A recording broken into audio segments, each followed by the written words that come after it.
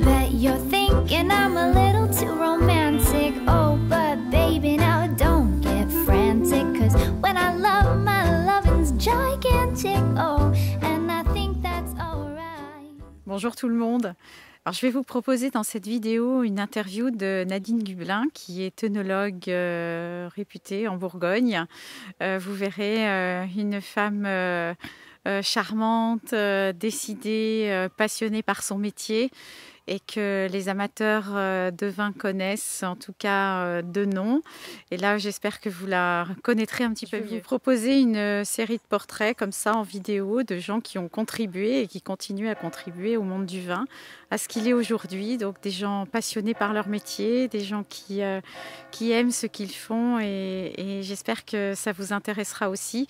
En tout cas, quelques portraits de personnalités. Évidemment, si vous avez des idées, des gens que vous aimeriez que j'interviewe, écoutez, n'hésitez pas à m'en faire part. Si vous souhaitez, vous pouvez aller sur mon site internet www.culturewine.tv et télécharger l'e-book gratuit Comprendre le vin au fil des saisons.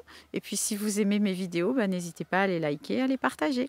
Voilà, je vous dis à très bientôt et bonne vidéo. À bientôt, bye. Bonjour Nadine. Bonjour Marie-Antoinette, tu vas bien? Ça va. Alors, j'ai fait le choix d'inviter Nadine Gublin, œnologue réputée en Bourgogne.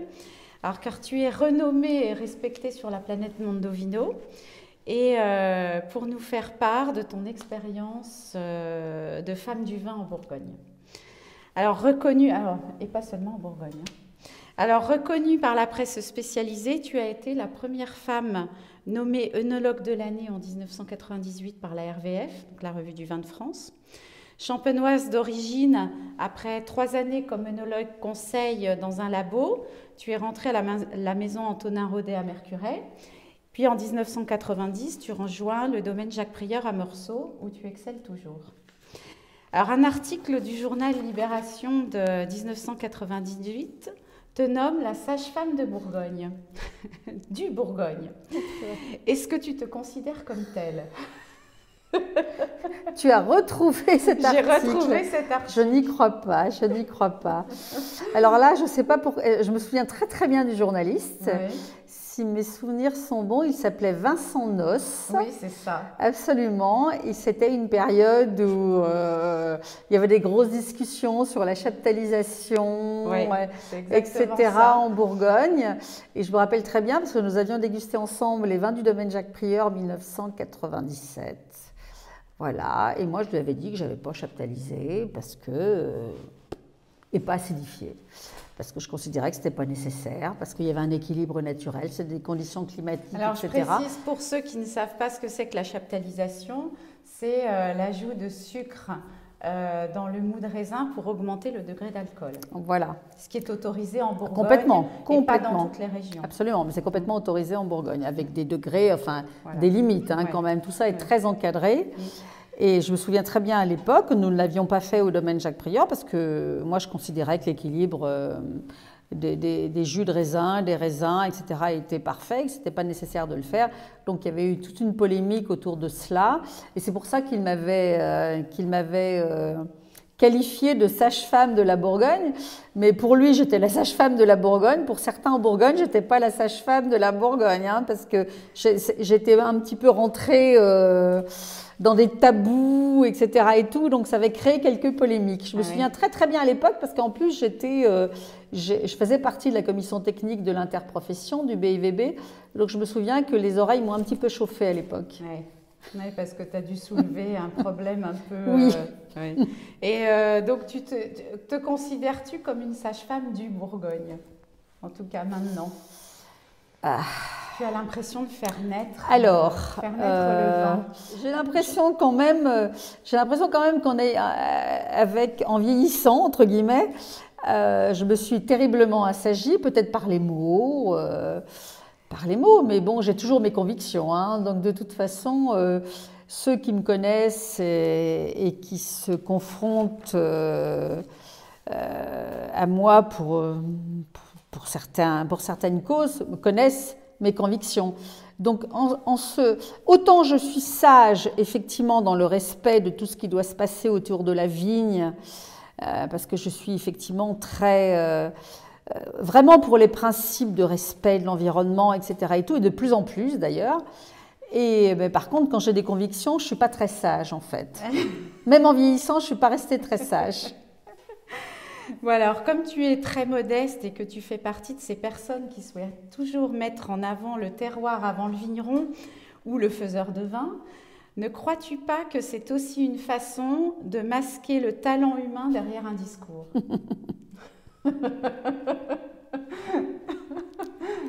Excellent, excellent Marie-Antoinette, mais tu sais que, enfin il me semble, moi j'ai entendu, hein, voilà, j'ai entendu que le terroir, donc maintenant nous sommes effectivement classés au patrimoine mondial, mais j'ai cru comprendre dans cette classification que le terroir c'était effectivement le sol, le sous-sol, ce qui poussait dessus, l'environnement, c'est-à-dire le climat, les conditions climatiques, et l'homme ou la femme. Donc je me considère comme étant partie intégrante du terroir. Donc, qu'est-ce que tu veux que je dise là-dessus? C'est pas de la langue de bois. J'ai l'impression que nous sommes complètement intégrés dans le terroir. On peut avoir des convictions. Je pense qu'il ne faut surtout pas avoir de certitude dans ce métier. Quand j'entends dire oui, c'est un millésime chaud, les vins vont mal vieillir, le millésime va complètement manger le terroir, etc. et tout. C'est complètement des idées reçues parce qu'on complètement. Moi, par contre, je suis contre les idées reçues. C'est très clair. Je redéguste encore là aujourd'hui des vins du millésime 2015. Tout le monde dit les 2015, c'est le millésime, il n'y a pas de terroir, etc. Mais c'est complètement faux. C'est complètement faux. Là, on voit des vins qui sont en bouteille depuis globalement un an et demi. On voit bien que le terroir, de toute façon, à un moment ou à un autre, si on l'a respecté, passe au-dessus des conditions climatiques et au-dessus du vinificateur.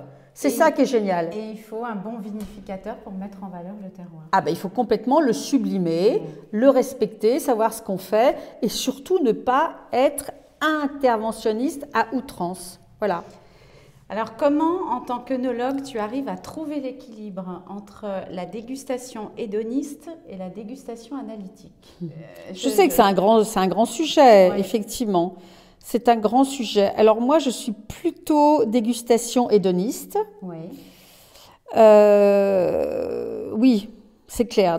Dans mon profil œnologue de base, je suis très dégustation hédoniste. Ça, c'est très clair.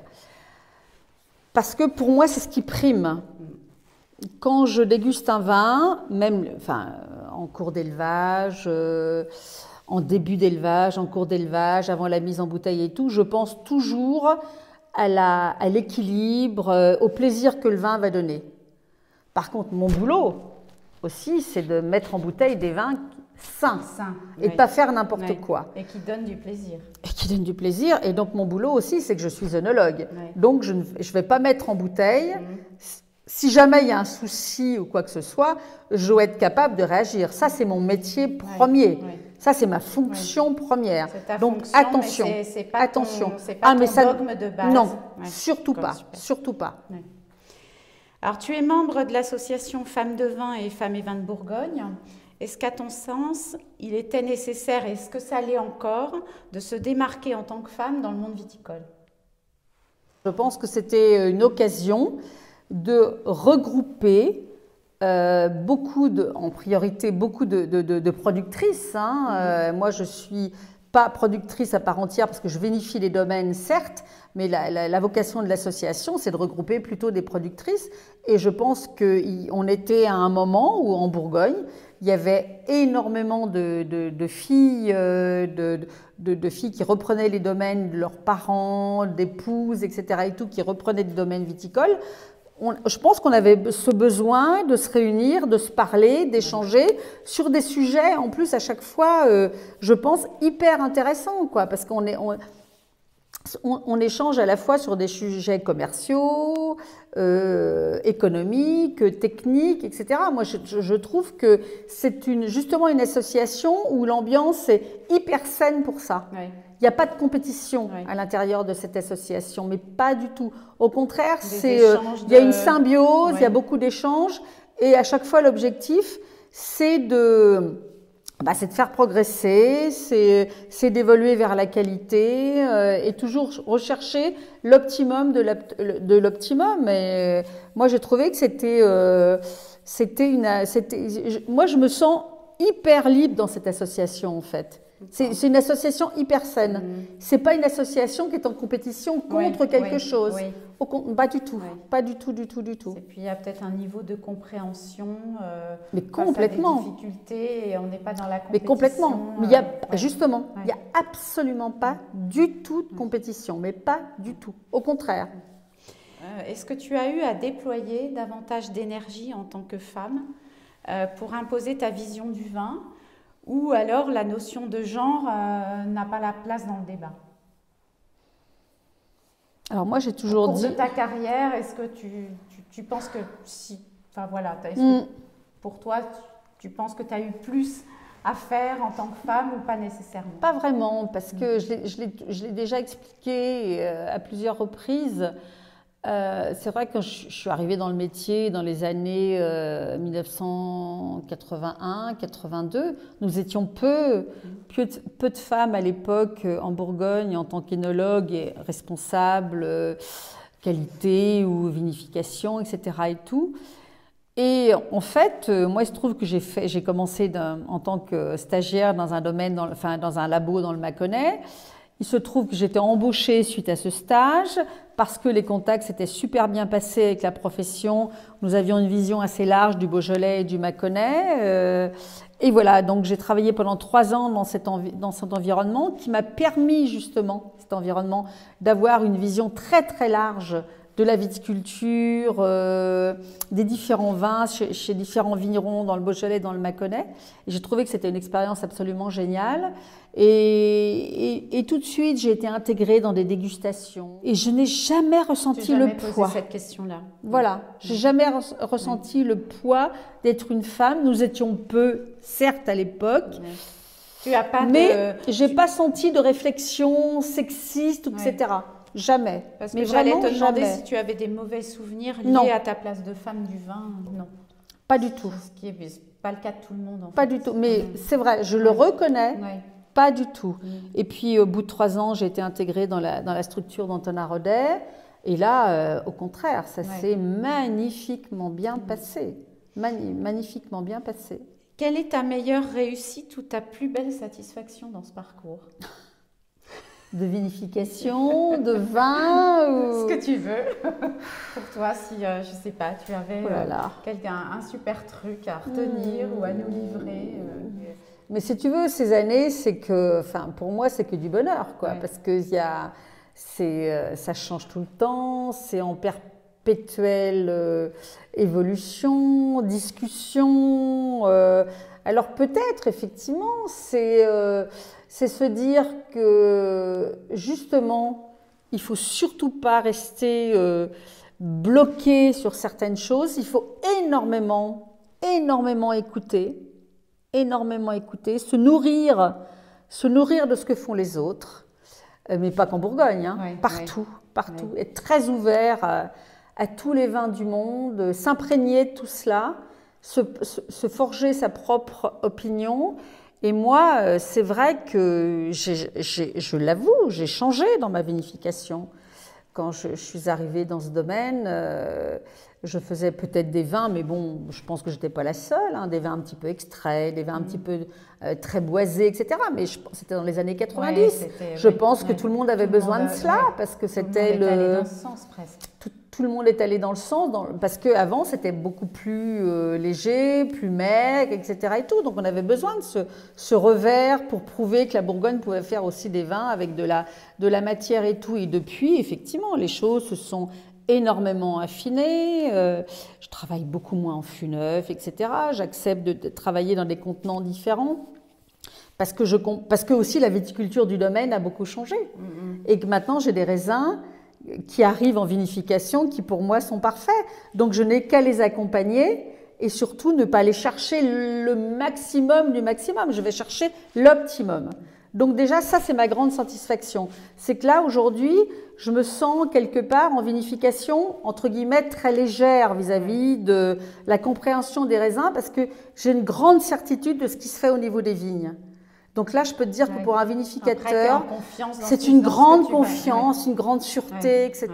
Oh, alors là, tu n'as plus de questions à te poser quand tu as la date de vendange, tu sais que ça va être là, parce que là, tu vas la décider de façon très simple. Tu as déroulé le tapis rouge avant. Voilà, alors que je t'avoue qu'il y a effectivement, il y a 20 ans, je me posais beaucoup plus de questions. C'était toujours les contrôles de maturité, on le fait toujours, hein, ça c'est obligatoire.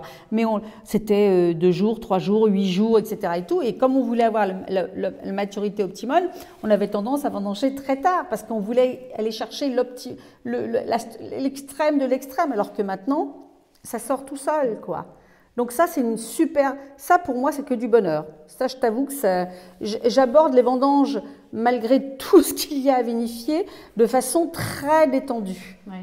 Voilà. Est-ce que tu as l'impression que le métier a changé depuis tes débuts? Alors, changé dans le sens, oui. Enfin, il a changé... Enfin, moi, ce que je ressens, hein, depuis... je suis en Bourgogne, j'ai eu mon DNO en 1979. Donc, ça fait 40 ans, mon Dieu, 40 ans.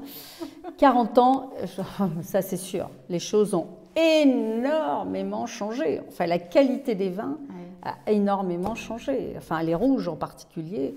Je trouve que les pinots noirs, je pense qu'on n'a jamais fait d'aussi bons vins en Bourgogne que maintenant. Globalement, hein, je parle de globalement. Et la philosophie du métier, l'esprit tu vois, un œnologue d'il y a 30 ans et un œnologue maintenant, est-ce que tu sens que la mentalité est la même? Ah oui. Ouais. Non. On est, je pense que je suis même sûre, on a tellement bougé, tellement voyagé, puis tout le monde, il n'y a pas que les œnologues, les vignerons, enfin, etc. Tout le monde est allé voir ce qui se passait partout dans le monde, donc ça ouvre quand même un esprit, voilà, on n'est plus du tout dans des dogmes, etc. Non, c'est génial. Je pense qu'on a énormément évolué, mais je reviens à la qualité des vins aujourd'hui. Je pense que les vins de Bourgogne, les vins rouges en particulier de Bourgogne, n'ont jamais été aussi bons. Parce que je pense que maintenant, on a quand même une technologie, des caves, des cuveries, des pièces, etc. et tout. On a des moyens aussi de tout contrôler. On a un niveau On a un progrès technologique énorme. On a des moyens sanitaires, de nettoyage, d'entretien, etc. qui ont énormément progressé, ce qui font que les vins sont de plus en plus sains, et tant mieux. Mais aussi, les vins sont de mieux en mieux parce qu'aujourd'hui, pour les rouges de Bourgogne, les conditions climatiques nous aident énormément. Il ne faut quand même pas l'oublier.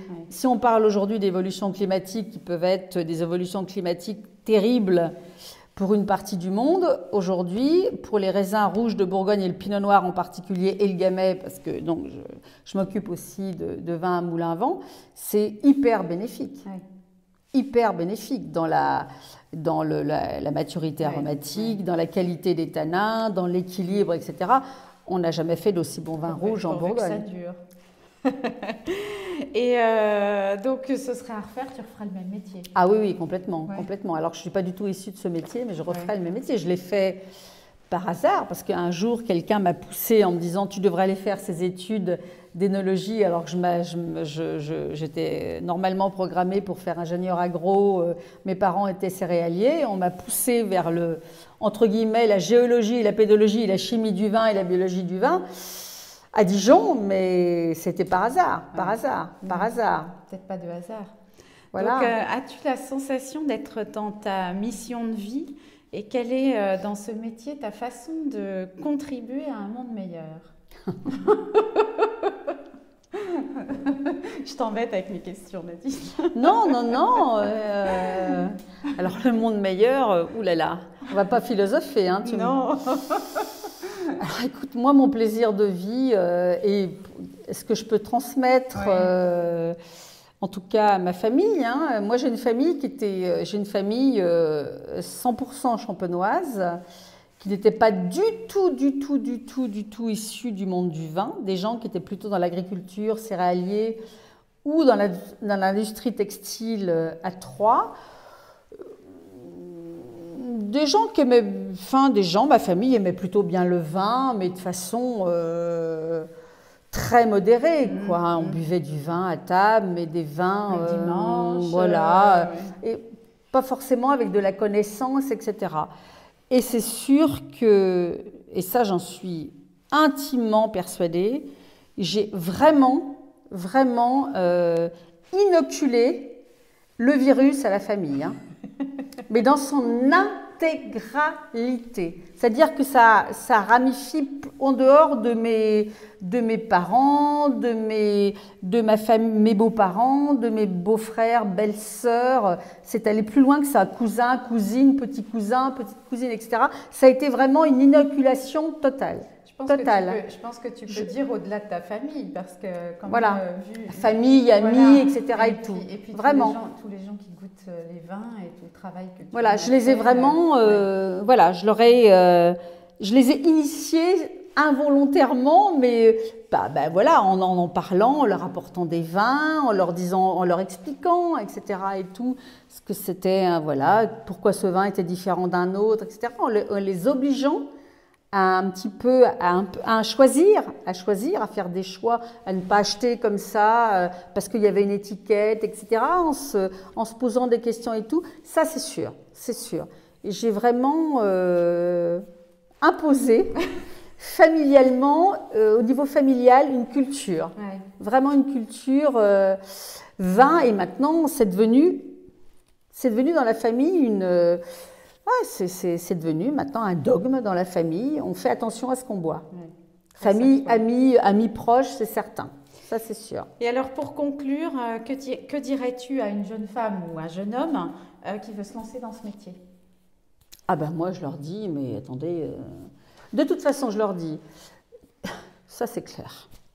Vous ne faites ce métier, si vous voulez vraiment le faire à fond, vinifier, mettre les mains dedans, que tout vous interpelle autour de vous, il faut aimer aller dans la vigne, comprendre ce qui se passe au-dessus de vous, les conditions climatiques, votre environnement, etc. et tout, c'est de la passion. Vous ne pouvez pas le faire parce que un jour vous avez décidé comme ça, etc. et tout.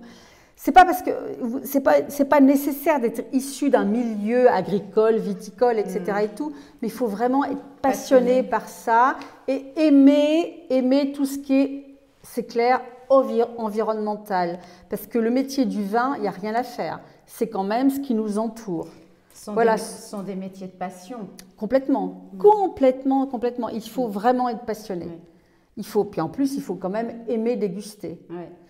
Il faut avoir la culture. Il faut avoir la culture du vin. Il faut être très curieux. Il faut aller chercher ailleurs. Voilà, il faut énormément se renseigner, discuter. C'est un métier à la fois hyper professionnel, hyper exigeant, mais très convivial en même temps. Et je pense qu'il faut aimer l'humain aussi. Ah, énormément. Il faut énormément aimer échanger. Voilà, tu ne peux pas te dire je vais être œnologue et te contenter. Enfin, tu peux être dans un laboratoire et ne faire que ça. Mais à un niveau, il faut vraiment aimer son environnement. Ah, complètement. Ouais. Tout à fait. Bien. Écoute, j'espère que ce petit entretien t'a plu. Ah ben magnifique. Puis, toujours un très grand plaisir. Merci beaucoup Nadine. Merci à toi Marie-Antoinette. Merci. À très bientôt. Thinking I'm a little too romantic. Oh, but baby, now don't get frantic. 'Cause when I love, my loving's gigantic. Oh.